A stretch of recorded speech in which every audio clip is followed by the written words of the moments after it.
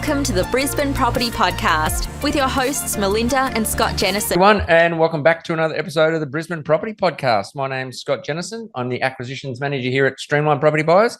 And great news today. We've got another special guest, Kent Lardner from Suburb Trends. Last time we spoke to Kent was back in episode 130 on the 16th of November in 2022. Welcome back, Kent.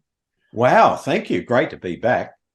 Yeah, it's a pleasure to welcome you back. Melinda Jennison here from Streamline Property Buyers. And as always, I love talking to fellow data nerds, and no disrespect meant when I call you a data nerd, but basically anybody who loves data, who filters through data and interprets the meaning of data becomes my best friend on the podcast, because that's what I love to do as well. Scott obviously will keep it real, but I believe you have some really interesting information to share with us today, and there's nothing that's more disturbing in property markets all around Australia right now than affordability issues. And today we're going to really dive into some rental affordability issues, and Suburb Trends have been doing a lot of research behind the scenes, and this is a lot of new information that's going to be available in the coming weeks. But Kent, you're going to give us more granular information about Brisbane.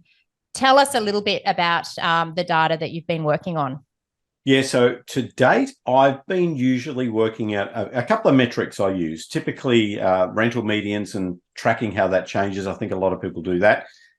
We obviously look at vacancy rates, fairly standard measures. But the other one that's really come into the fore now with my measures, affordability, big thing. So typically what I've been doing to date, I've been looking at the median household income at either a suburb or an SA2 level, a statistical area 2, looking at that median and then comparing that to rent. So typically then it's expressed as a percentage, the percentage of household income allocated to rents. Now, I've always kind of held out, I thought, okay, yes, I knew or expected that the average household income may not be a necessarily accurate depiction of the rental cohort. Went and did some study and found that typically a number of studies identified that the rental cohort earned about 20 to 25% less than the typical average for a suburb. So what I've done is I've taken that one step further, and I've taken advertised rentals, taken their lat long, their geo coordinates, and I've paired them not to the suburb, but to the statistical area 1, the SA1. Now, the SA1's the smallest, most granular neighbourhood that the ABS will divulge the census information for. So I've taken the average household income data for the SA1 and then paired that to the rents. Now, I've done a couple of extra things as well. I've given the average household income a haircut by 20%. So a little bit conservative. Rather than the 25%, I've taken a 20% haircut.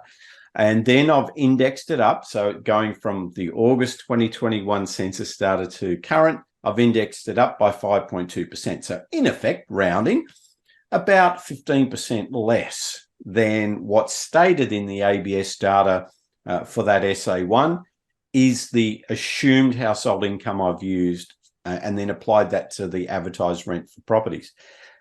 Deep breath. And then what I've done is I've plotted that on a map just for 1 week. Where I will go with this, I'll turn this into a monthly press release, but I did an experiment, put it onto the website, and it really uncovered some interesting stuff. The most interesting thing, what I did is I only plotted dots on the map where the household income or the allocation of rent was less than 30%.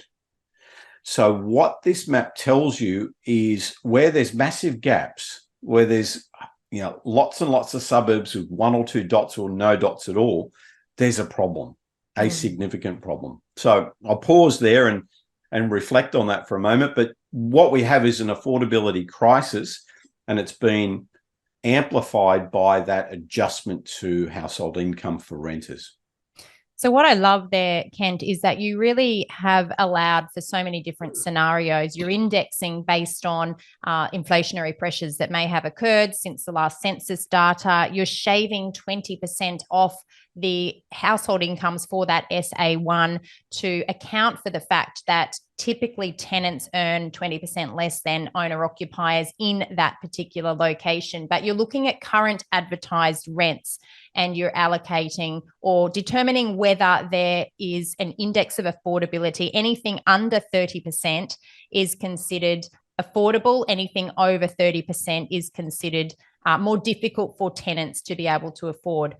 We often talk about on this podcast the fact that not all property owners are impacted in the same way as interest rates increase, but the same can be true for investors, or rather tenants who are occupying investment properties. Not all tenants are going to be impacted in the same way as rents have been increasing.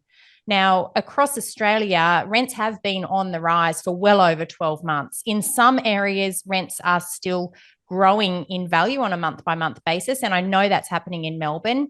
And in fact, the magnitude of that growth is continuing to increase. Here in Brisbane, rents are still growing month on month, but the magnitude of that growth is definitely starting to slow down. And in fact, when we look at housing rents, we were looking at annual growth figures of around 12% 6 months ago. Now that figure's back down around 6% annual growth, looking at the growth figures for rental price increases. There's got to be a reason for that. And this perhaps is one of the things that your data is now starting to, unpack. Yes, and what it does is it uncovers a few theories, because you don't get that direct, immediate correlation when you come up with a theory. One of the theories I had was, okay, as soon as we hit that 30, 31, 32% mark, things are going to flatten out in terms of rental price growth.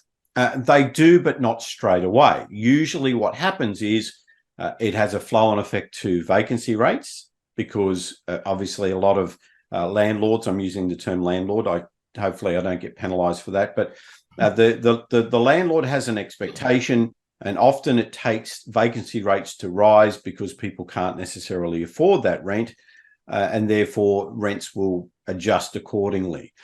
What my theory is that there's been a ripple effect applied to rents. So typically I'm crowded out or pushed out or nudged out of some of the more expensive suburbs as a renter. I move to the next suburb out, and so on and so forth.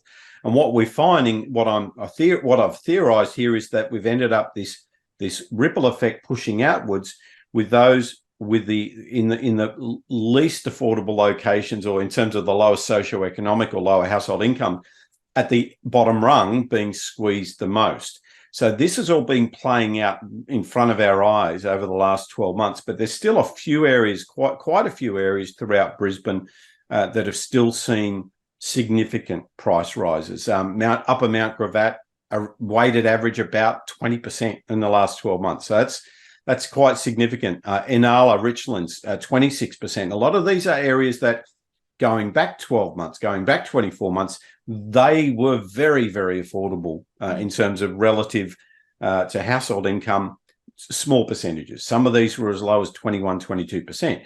But we're now seeing a number of these markets really start to get up into the mid-30s in terms of percentage allocated of household income allocated to rent. So we still have a number of markets where, they're 10% plus, but it's flattening out. I believe flattening out as a result of not being able to get blood from a stone.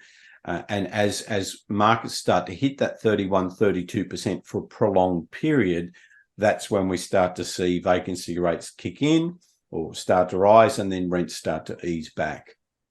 And it is all driven by supply and demand. And when you talk about vacancy rates, that is an indication or an indicator of supply of rental properties in that location. And of course, the demand is the number of tenants that would be applying for those properties. So if the demand falls away, and one of the reasons that demand would fall away is because you're reaching affordability limits in that location.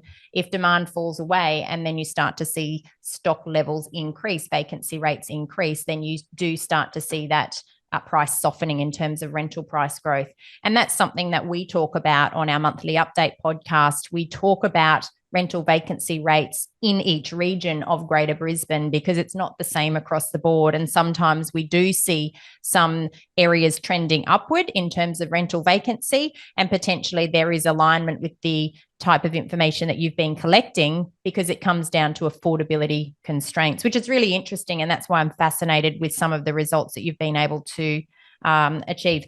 The sample size of your study, I mean, this is not a small study. From what I understand, nearly 28,000 advertised rentals across Australia, across Queensland, based on my calculations, having looked at the data, just under $6,000, that's not dollars, 6,000 properties. So in Brisbane, again, it would be a large volume. I haven't quantified that volume. This is a lot of data that you've been crunching. Yeah. And this was effectively a week and a half to 2 weeks worth of listings, of rental listings. Moving forward, I will be doing this as a monthly press release. And the sample sizes will get up to around 100,000. Right. So it'll be very significant. Now, obviously, the stuff that falls out of that, I only keep the residential properties in there. I trim it back, and I don't put in things that have got 6 and 7 or 8 bedrooms, etc. And I only keep the stuff that I can collect and match the address to the lat long, which then can be paired to the statistical area 1. So there are a few things that go into that to filter it down, but you still end up with a good solid 90% of what you started with based on all those steps. One thing I will say, and we were reporting on affordability for property values, that's people buying into the property market, on a recent podcast based on Queensland data that's been put out by PropTrack. They run an affordability index, and it shows, or their data showed, that Queensland was the second most affordable state based on current interest rates and the cost of property, behind WA and Western Australia, but other states much less affordable. In terms of your study on rental affordability, Queensland ranks much lower amongst other states. Can you tell us a little bit about where, the states are ranking in terms of their affordability?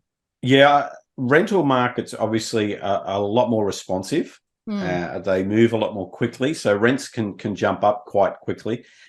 We saw Queensland obviously got hit rather hard with that influx of the exodus from the southern states. Is still going on, obviously. So I would argue that what's happening in the rental market is correlated and will flow on. So you won't stay relatively affordable for much longer, in my view. So totally overloved, totally undersupplied. Yeah, absolutely. So based on the information that you had sent to us prior to recording the podcast, the Australian Capital Territory showcased the highest levels of affordability at 47%, followed by Victoria at 31%, the Northern Territory at 40%. But conversely, New South Wales, Queensland, South Australia, Tasmania, and Western Australia all exhibited lower affordability rates, all falling under the 20% mark. So a big difference between the most affordable state for rental properties for tenants being Australian Capital Territory, and those at the bottom end. Yeah, so what that metric was what's the proportion of that total sample that we were playing with, 26 odd thousand, what percentage of them were at that 30% or lower count or measure? And typically ACT performed rather well. There's a couple of things interesting going on with the ACT. Obviously, we've got very high socioeconomics, high household income. But equally, it's has some interesting dynamics in the housing market at the moment. So it's got a pretty reasonable supply going on. So vacancy rates are a little bit higher and affordability's looking pretty good. So there's a lot less pressure going on in the ACT at the moment. I say at the moment because things can often change pretty quickly. But by and large, because it's a relative measure, and we're measuring it relative to a very high household income.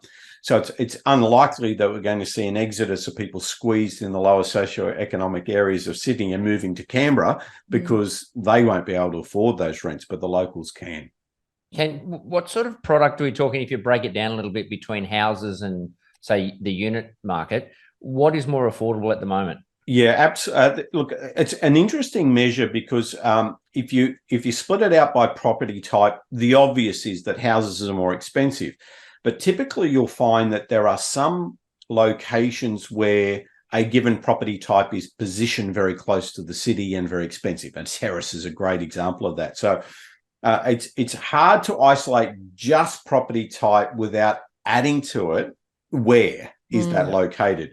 But by and large, you'll find that if we built a lot of units in the outer burbs or in regions, we would deal with this problem because they're cheaper to build. But one of the concerns I do actually have is if the government's got objectives to create massive supply, which is terrific, who's it for? Because if we're building $500,000 plus properties, be it allowing for land, allowing for development cost, profits, etc., and then say applying a 4% yield, which most investors would expect, we're really not dealing with an affordable rent at that point. So if you compare the type of rent that you would need for that scenario of a $500,000 property, 4% yield, we are significantly above the average household income being able to afford, in terms of a rent, a 500K plus property. So we're at this crossroads as a country. So how can we build affordable properties to suit a very large cohort of people who aren't born to the right parents? And that's kind of where we're at now. We've just created this shift between the haves and the have-nots, and that have-not group cohort is getting bigger and bigger by the day. And so my biggest concern is, unless we address this in terms of affordability, not just supply, but affordability, supply of affordable properties at scale, we could end up with a little bit of social unrest in the years to come, and nobody wants that. Yeah, you're not the only one that's reported on the fact that could be the way that we head in the future. And that's, of course, not what we want to see in our free country being Australia, but there needs to be some sort of intervention at some point to ensure that we actually have the number of properties that are available to accommodate the number of people that need homes. And with the number of investors that have been leaving the market, especially in Melbourne, Brisbane and Greater Queensland, according to the most recent Pippa Investment Survey results, it is disturbing. We want to see more investment activity come into the market to ensure that there are enough properties available for those people that need to rent, that can't otherwise afford to buy their own home. Something we talked about, Ken, just recently on a podcast was the change of the way people are probably looking to live as well. So a bit more of the house sharing type of thing. So you get a house and you'll I shouldn't say that, but you put in, 5 people might share the rent on a house, becomes a little bit more affordable. You get in a good location, then that will help with that affordability side. But that sort of trend is probably happening. Yeah, I joined an online webinar on co-op housing. So we've got community housing groups, which have been doing a fantastic job for many, many years. And they've been carrying or picking up the slack of a lot of the state governments who have effectively abandoned social housing. And there seems to be a return to that now. And especially in New South Wales, the Minns governments are really doubling down and doing a good thing there. So looking to boost the percentage of social housing. But it's going to take some time. But on the cooperative housing front, or the shared housing front, it was wonderful to see a case study done where effectively it was the designer or the architect came on stage and spoke about how they were being designed. And it was effectively, you walk into the townhomes effectively in Hobart, walk through, and it was a common area and a shared kitchen up front. And down the back, there were shared gardens, and then spread out people around. And it was wonderful. And it was a young lady who told her story. She was 22. She had a young child, and she spoke about how she was faced with homelessness and now she could afford one of these properties. And I'll tell you what, I nearly teared up. Luckily the camera wasn't on because people couldn't see it, because I want to put on the blokey facade. But it was truly one of those, it was very emotional. It was a wonderful story. So it would be terrific to see a significant mix of this. And I think it can only happen if land allocation is aligned with this. It's very hard too. One of the big themes of this conference was, or webinar, was accessing finance. Tough. That's probably the toughest bit. So, yes, it's hard to find land, but very possible, because what a lot of the local councils do and a lot of the state governments do is they apportion some of it for social, some of it for private investment developers, a proportion of it for co-op, a proportion of it for community housing. So when they're allocating land, they're doing it in a balanced way. Case studies were coming out of the UK. So they had a representative, an Aussie guy that was working in the UK on this, and it was fascinating. So, yeah, so getting the land pretty straight, not easy, but straightforward. Finance, not so straightforward. So what we really need is the future fund or the whatever, people who are in those domains to really focus on how can we fund this and create a lot more, a significant volume of them. Let's have kibbutzes everywhere. Yeah, it's going to take some creative thinking by all levels of government and the private sector as well to come up with solutions to the ongoing problem that doesn't seem to be resolving, certainly not in the near future. Kent, can I ask, in relation to your rental affordability data that you've been collecting, let's look at it at more of a local level, if that's okay, in Brisbane. Can you provide some highlights in terms of which suburbs and property types are the most affordable based on the data that you've collected? Yeah, there's a cluster in and around Brisbane city itself. So if you kind of look at the map and you look at where the dots are, they're all in and around the city.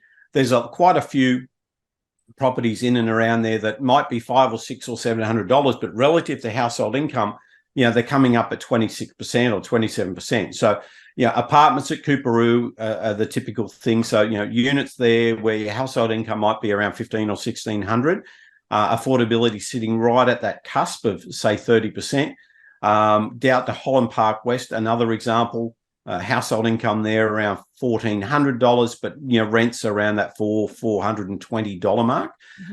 One of the low lights is when I go to the east around Thornside, etc., just how few properties are there. So, when we go to Manly, go out to the east, go to Thornside, Wellington Point, there's really very, very few affordable properties there. So a lot of that's, yes, there's always been those lower cost, lower priced townhomes all the way through that area that were always affordable, but there certainly wasn't enough of them to see this this surge in demand in recent years. So it appears that has dried up entirely. And if you look across Brisbane, it's drying up everywhere. Most of it's just clustered in the city. And a lot of that's only because household incomes are higher.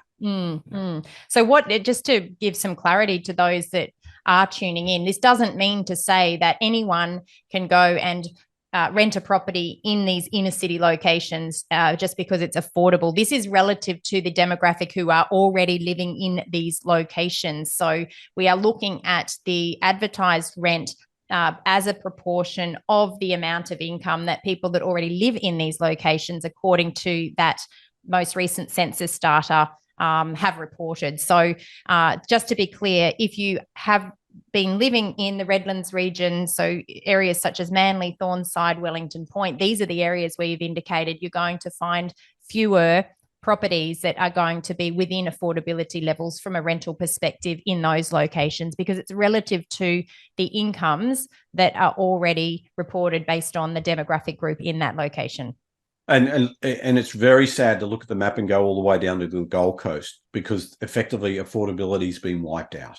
That's an interesting perspective as well, because we see the Gold Coast market largely as a tourist destination, but there's a lot of people that do live there. And obviously, if it's hard for them to find affordable accommodation, where do they get pushed to? And this is the real social problem that we're faced with. Where do these people go if they simply cannot find affordable rental accommodation where they already live? They may have established lifestyles there. They may have children in local schools.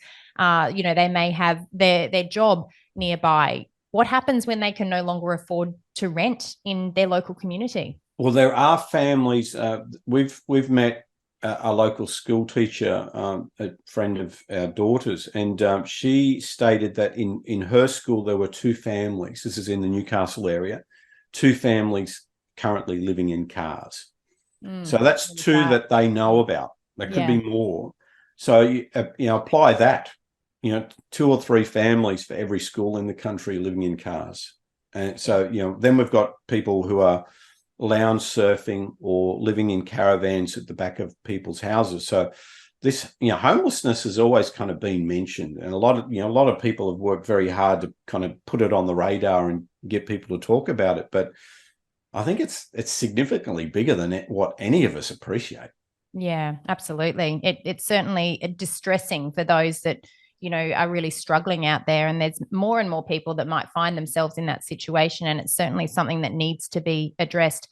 Kent, are there any property types? Again, if we look at Brisbane, are there any property type trends? Are we seeing one property type more affordable than another property type? Are units or townhouses more affordable than houses? And if so, is that relative to different locations? Yeah, look, there's certainly there's a standout that, the villas, a lot of villas and townhomes where they've always existed. And I think it's that geographical component as well. They've always been quite good in terms of affordability, especially relative to houses.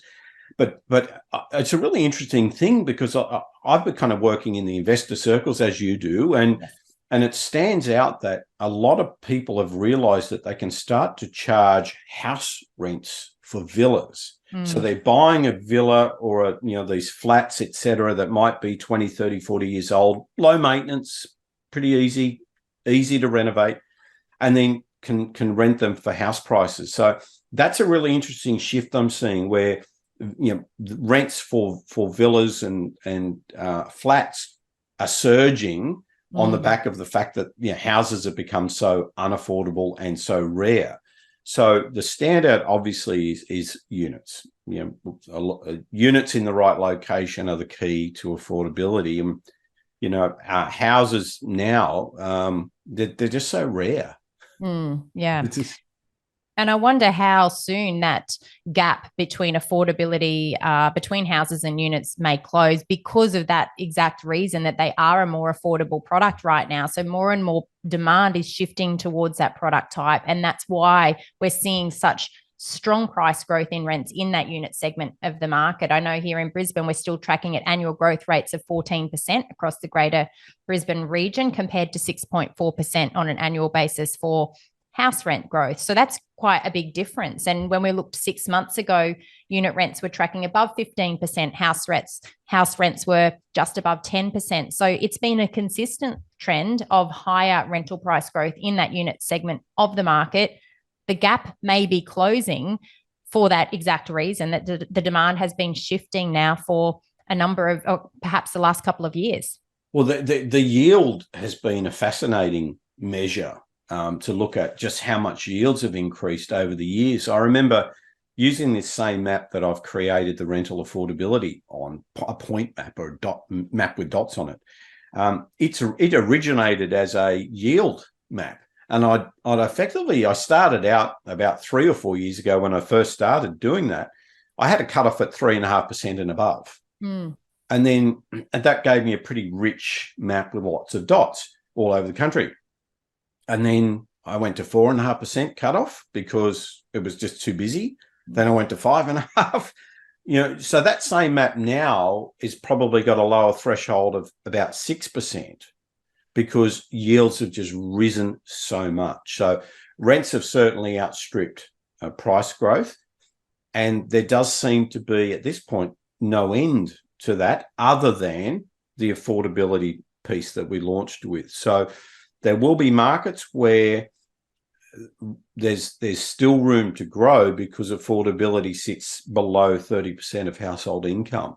So if it were me advising somebody, yes, you've got all those other geographical considerations, but this should be one of your considerations. You should throw in affordability as a key metric to say, will the market be relatively stable? Will the local economy be relatively stable, because there's money left over to go and buy a handbag, or go and buy a bag of chips, or go to a restaurant, or whatever.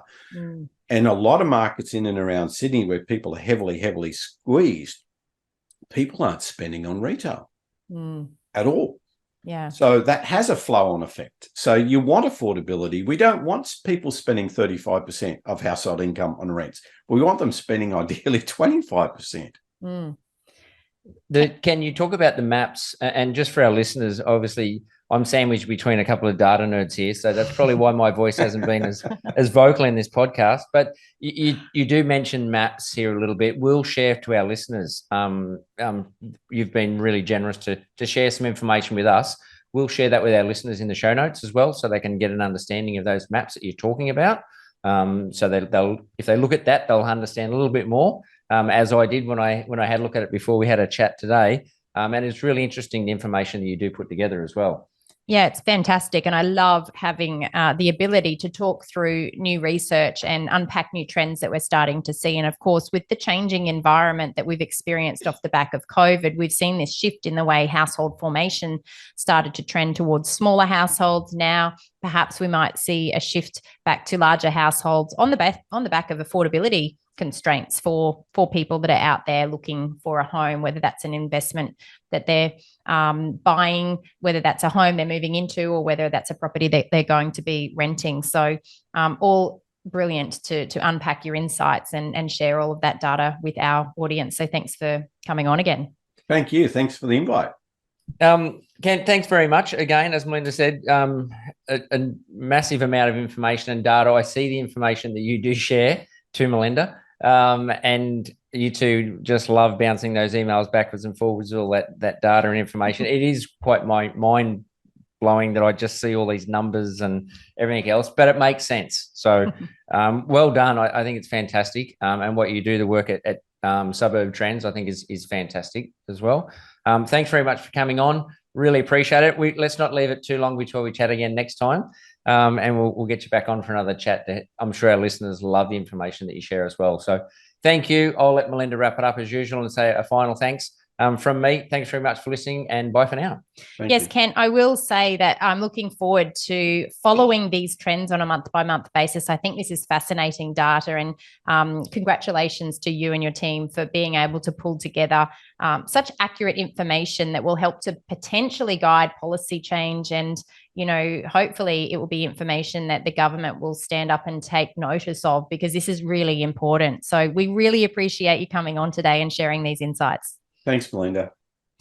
As always, we hope you have enjoyed this episode of the Brisbane Property Podcast. If you have enjoyed our content, please don't hesitate to leave us a review, and don't forget to tell friends and family that our podcast exists. If they are looking at Brisbane property, this is the place to come to get the most up-to-date and relevant information about our capital city market. We look forward to speaking with you again next week. Until then, have a great week, and bye for now.